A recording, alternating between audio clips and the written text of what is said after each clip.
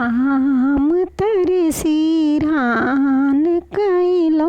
महुआ तर गोंतारी अरे मई पाँव के पै जनिया चोरा ले गईले चोर अरे मई पाँव के पैजनी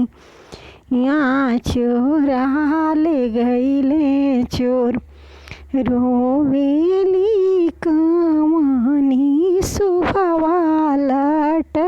धुने केसी भैया भैया हो वीरन भैया कहनवा न मोर भैया भैया हो वीरन भैया कहनवा मान मोर यारे भैया रतिया के चोरवा बता द भैया मोर यारे माई पाँव के पैजनिया चोरा ले गईले चोर यारे माई पाँव के पैजनिया चोरा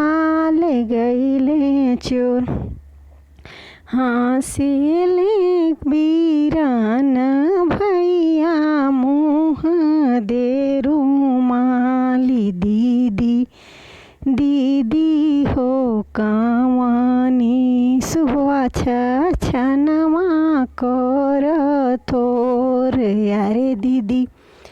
रतिया के चोरवा पहुनवा रहुए तोर यारे दीदी रतिया के चोरवा कवन जीजा चोर यारे माई पाँव के पैजनिया चोरा ले गईले चोर।